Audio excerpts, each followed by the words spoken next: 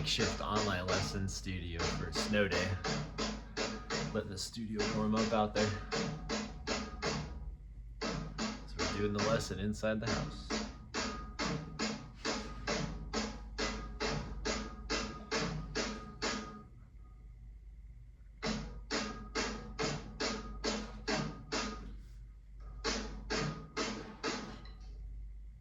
All right, cool. I feel like you have the pattern locked in. So now what we want to do is let's add in the molar technique, getting the accents, and that's going to force you to coordinate some big movements in between the right hand and the right foot and the left hand and the right foot. So you want to think about where everything's landing. When you're hitting beat one of each measure, the first measure is a right hand, so they're going to sync together. So you can like lift your leg to do the piston stroke and do a molar and kind of drop, you know, wherever you're trying to hit.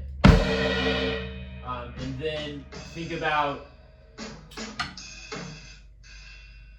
then think about how the offbeats fall. So beat 2 will be like, and then beats 3 to 4 will be, ooh, music avalanche, hold on, it's still falling. There we go. So just the molar movements without the inside notes would look like this. So just playing the accents and the kick, the movements will look like this. I'll try to exaggerate my right foot so you can kind of see my knee move.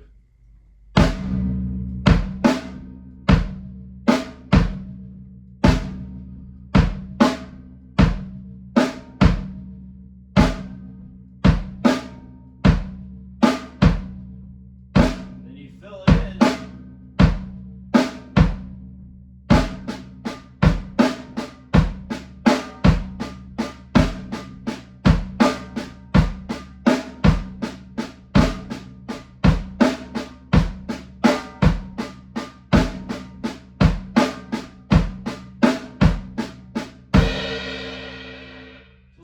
So you can get the accents in, so like, then left side, and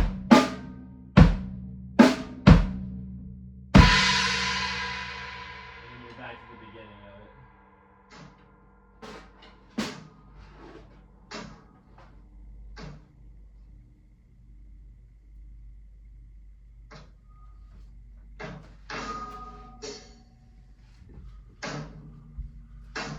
We're working on this. Page 10.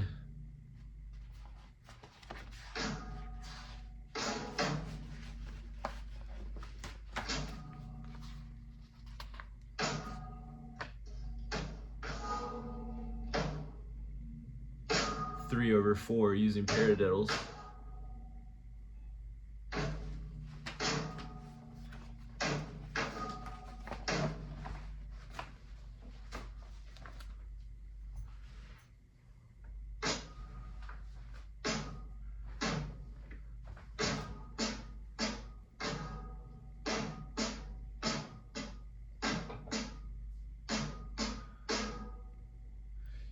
And do your best to keep those inside notes really low.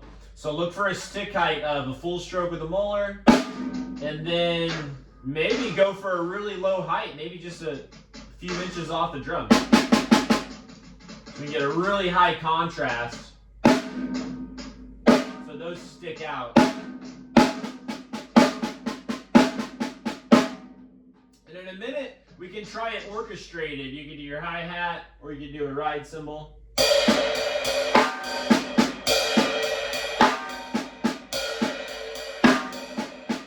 If you choose the ride cymbal, we can talk about integrating the bell. Probably put the bell in just the accents.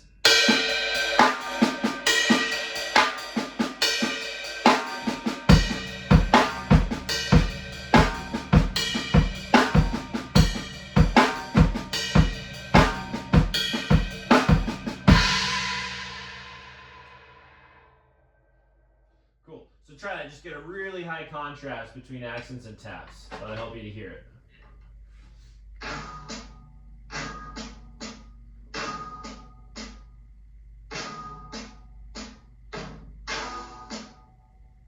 Then a left, left. Yeah, you were there. Just add a left, left, and then you're into the next right hand paradiddle.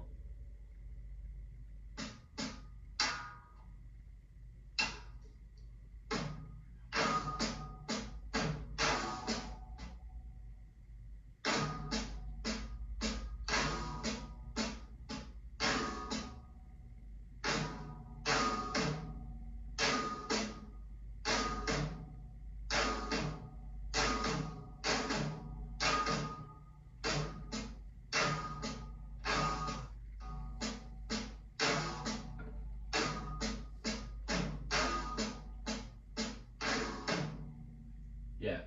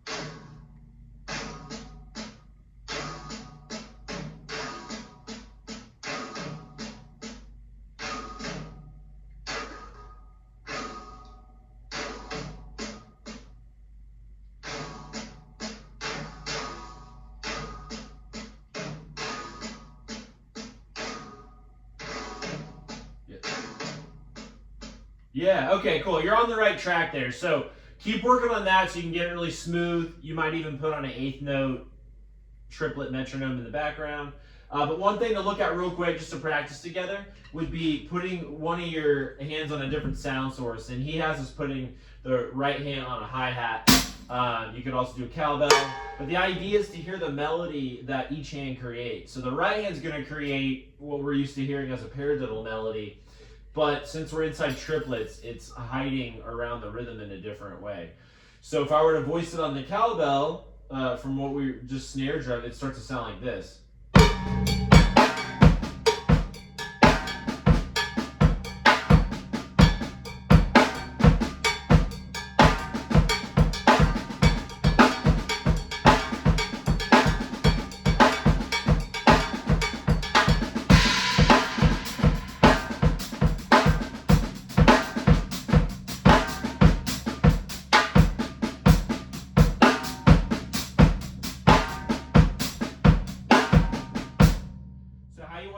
The accents in the right hand now is whatever source you're on. Say I'm on the hi-hats, I'm using the shank tip method.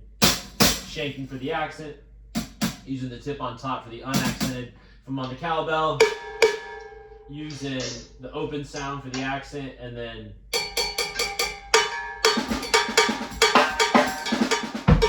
mixing those sounds. Or you can move it around a bit between multiple bells.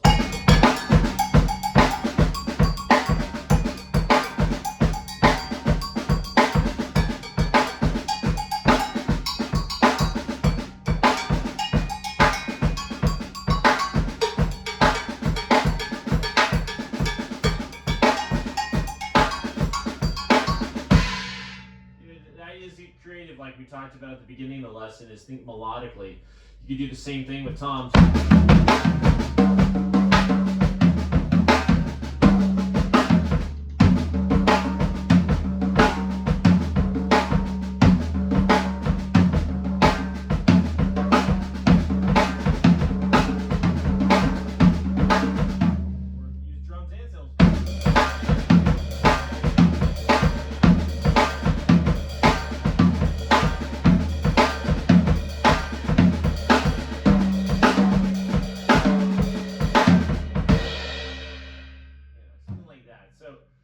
The more you get creative with it, these first patterns will feel pretty simple. So if you can break it up, do hi-hat and snare drum.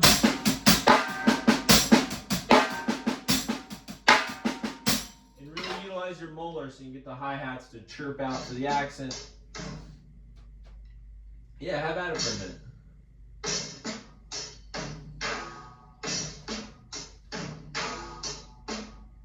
Yep.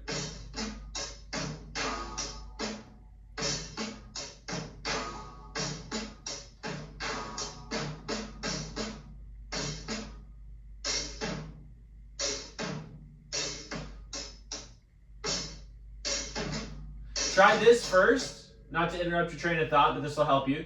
Try just the hand pattern, split up, but count the triplets. 1 lolly, 2 lolly, 3 lolly, 4 lolly, 1 lolly, 2 lolly, 3 lolly, 4 lolly, 1 lolly, 2 lolly, 3 lolly, 4 lolly, 1 lolly, 2 lolly, 3 lolly, 4 lolly, 1. So that was twice through the pattern.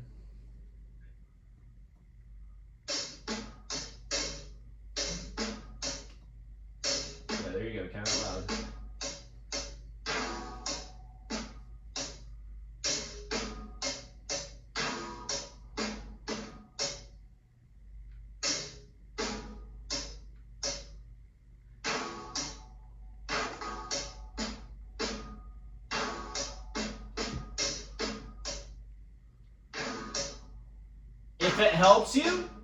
If it helps you, you're more than welcome to write the counts over like one example maybe. Maybe not all of them, but over one. It's definitely helped me.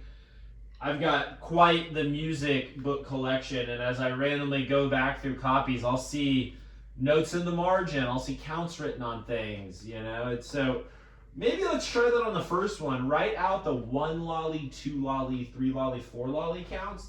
And that'll just help to lock it in. If you really lock it in on one of them, it will solidify more quickly on all the others. The other 6 or 8 that we have. Oh no, can you not write? Oh no. I have a notebook I can use that.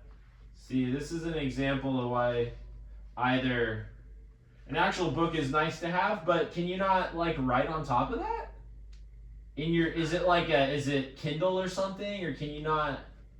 Because even with Kindle, you can like highlight. Is there a way to write over the top? Because I have some books on my iPad or charts for gigs on my iPad, and I use the pen tool. And sometimes I write in black, so it kind of blends in. Other times I use a different color, so I can see like, oh, I modified this chart for some reason. You know, maybe we were doing the arrangement differently or whatever it may be.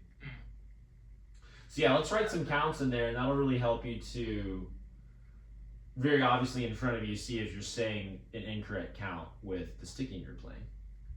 Yeah.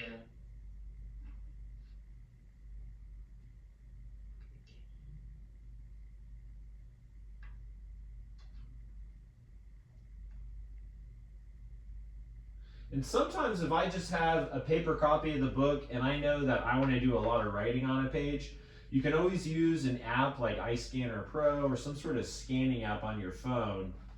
You know, it just takes a picture and turns it into a PDF, and then you can write all over that, like if you're trying to not look like your book too much. But I can't write on my phone, but I can grab my notebook and... Yeah, try that. That's another good solution, is if, you know, just copy it down onto a separate piece of paper and add whatever you need. That's an excellent solution. So let's try that. We'll write that. Yeah, you'll just copy what you see. But then on top of it, we'll write all the counts. And depending on how you're feeling with the different count systems, you could go for lolly or teta. I kind of switch back and forth. Like we talked about, lolly is good for more of a legato way of counting. And then teta is really good for a more staccato way.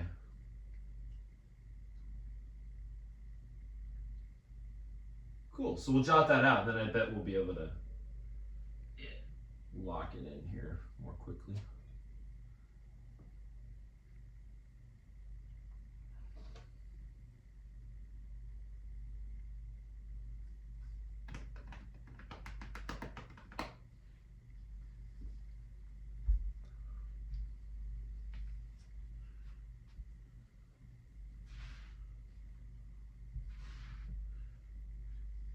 what I've got set up in the studio out back here at headquarters, and then over at Studio 22 over at Wainwright Street, I've got a vocal mic set up. So now in the future, I just don't have it in this room. I don't have any mics or anything in this room. In the future, I'll be able to talk to you on a mic. So I think it'll make it easier to hear me, and then you'll also be able to hear the drums.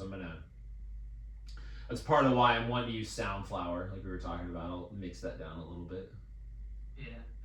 Have minimum a room mic and then my voice mic, but I can pretty simply mix down the full mic kit, which would be cool.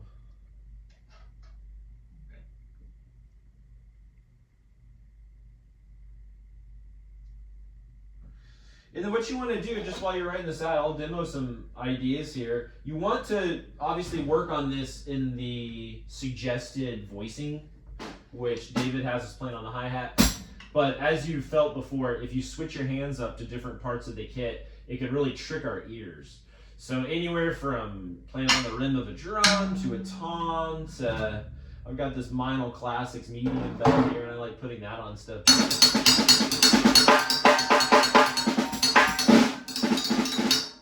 So that totally changes the vibe.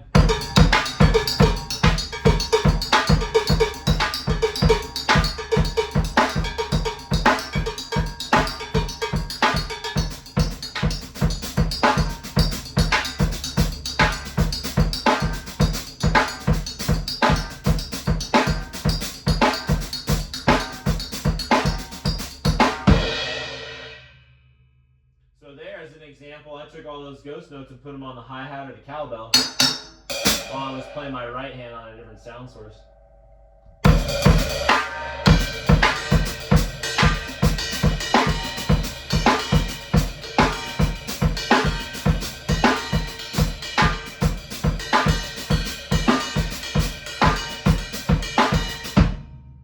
really like that because then we've got this counter melody happening in the left hand.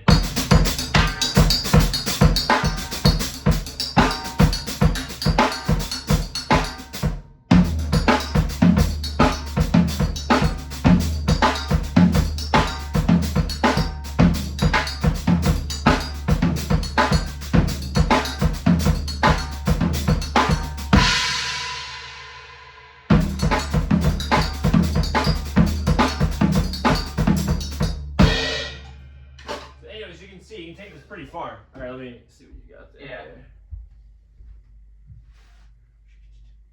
Yeah. Yeah, cool. And then there'll be one more measure. So below it, I would write, it's going to be the inverse of it. Or if you don't want to write the rhythm out again, you know what you can do? Just write the left-handed lead sticking underneath that. Oh, yeah. That'll save you from writing the same. No, I'm sorry. You can't do that. My bad. That doesn't work. That doesn't work in this instance because you got to start with the snare drum and measure two. Sorry. Oh, yeah. I was thinking if it were a one measure phrase. My bad. Yeah. This is a two measure phrase. Hey, honey.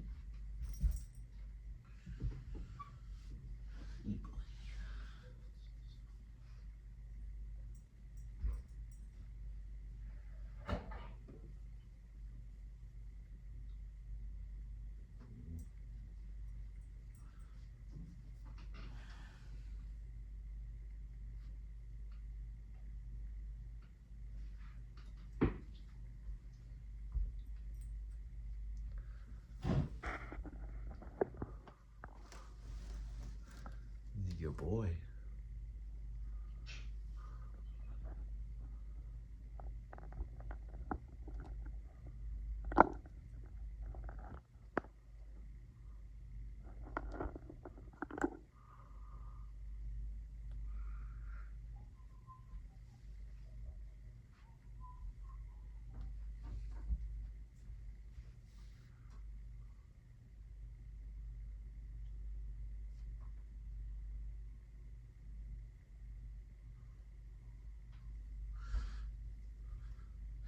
So taking this kind of all the way home from the very beginning of the lesson is we started with, and we worked on quite a bit last week as well, but we worked in the 3 over the 2 and the 3 over the 4.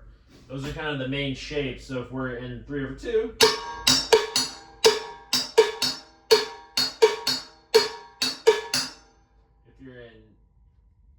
before I do 3/4.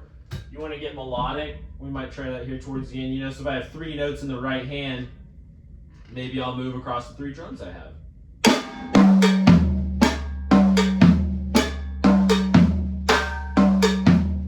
You know, or if I got 2 notes in the left hand, maybe I move back and forth somehow between the snare and the hi-hat. I don't know. Let's see what happens.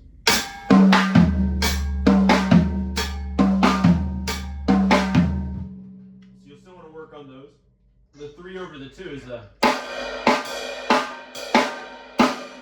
and that's what we're doing here with the paradiddles.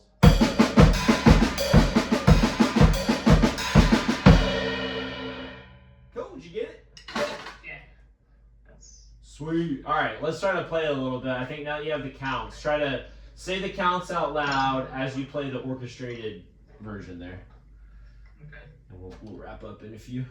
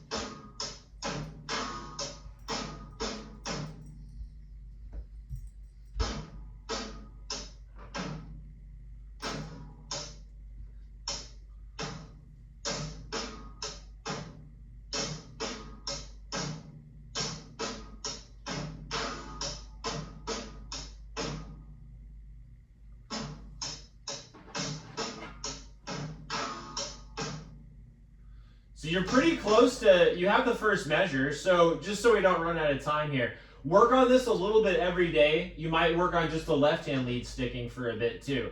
But the ultimate goal is to mix these with the groove suggestions that David has written in the top of the page. So he's got the shuffle written and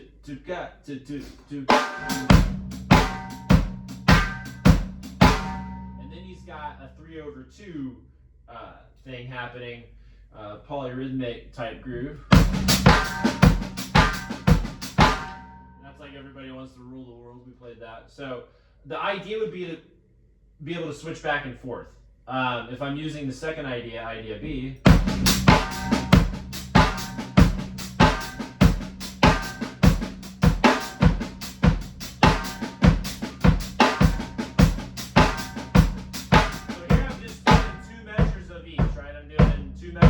Thing, then one time through the paradiddle phrase.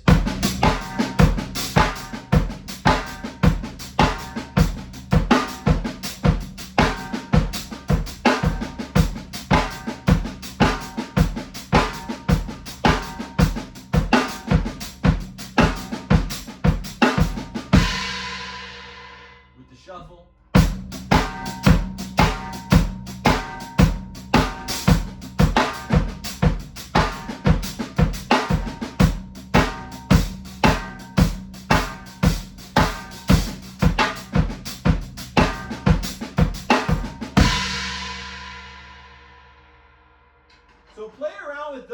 And if you start to feel like you're getting smooth and the tempo's getting faster, throw on the tune, Everybody Wants to Rule the World.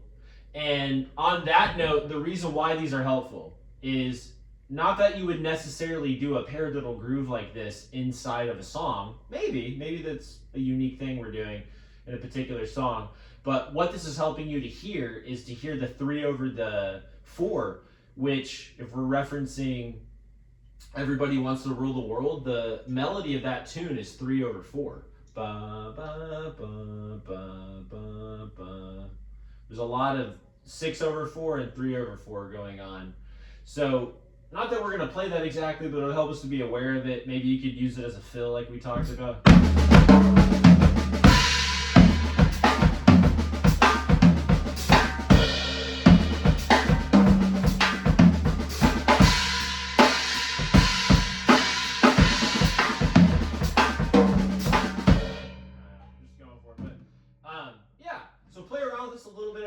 And then I would say also, whether it's at the beginning of your practice session or the end of it, play with something that you feel really good about. You know what I mean?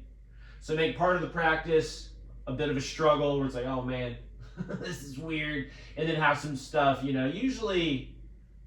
usually start with something that feels smooth or is improv based. You know how we warm up a lot, put a drumless track on, yada yada. But then you can get to the more mathy stuff like this for the second part of your practice. But yeah, this sounds good. We'll talk about how to apply this a little more in future lessons. But otherwise, jump back to pages, because we'll do this again in maybe our next lesson. The 16th note based stuff we were working on, pages. We've covered a few pages, but we were looking at, which we're having a lot of fun with, page 24. Just to remind us of that. So now we're in 16th notes and we're going. Right, we had the bass drums we were going.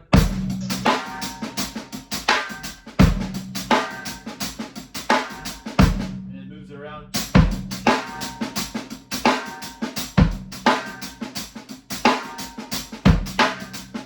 Alright, so play around with that, page 24. Also play around with page 25.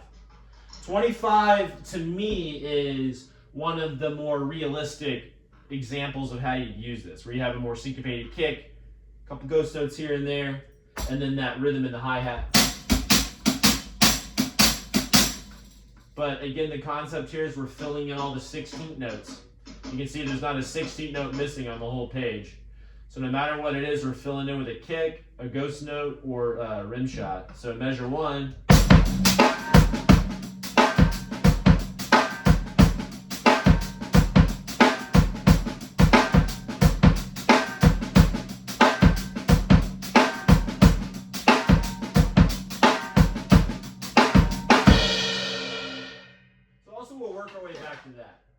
But notice, both parts of this book, they're paradiddle-esque. Yeah. They're in the same category, we're using singles and doubles. So cool. Any questions? Anyone to look at before we wrap up? No. Okay, cool. Yeah, you're making a lot of progress. Also, if you can, practice with a mirror, or you have the wall of mirrors, but maybe record yourself too with your phone so you can kind of zone out and play. And I think you'll notice there's a lot of good movements going on. And then you'll notice when you get to some parts where you're like, oh, the rhythm's not happening. Really the only thing for you that's changing is maybe just like your technique changes. So you don't have the accessibility to get to the accent or whatever it is, So, because you have all the rhythms, those are all in there. It's just sometimes the technique gets weird. But welcome to the club. It gets weird for me too. That's the idea, right? Always be trying to push yourself like 2 to 10% more than your ability is, right? And you'll keep striving. So just kind of keep feeling out, in your practice sessions, like where the edges of your abilities are and kind of push there. But like I said, also in your practice, have some stuff where you're like, yeah, I'm doing it. I'm doing the thing. I can drum, you know what I mean? Where it's not like a crazy mathematical equation we're solving. Jam with some music or something. But anyways, this is coming along. And I guess we'll see your bro a little later this week online, since his teacher doesn't have the ability to do his lesson from snowed in at home. He doesn't have a bunch of tech at home. So anyways, we'll see him later this week. Just in case you were expecting him to use the rig later, he won't be using it today. Yeah, he told me Okay. earlier about that. Yeah. Cool. Well, thanks for letting him use your setup. Yeah, no problem. Yeah. I guess if I visit America again, I'll have to use his. Yeah, you guys trade off. Yeah. Or hey, yeah, I mean, you come back to visit, just come to the studio. So. Yeah. All right, well, we'll sign off. We'll keep at this next week. Yeah, peace, man. I'll see you next Tuesday. Have a good one. See you. You too. Bye. Thank you.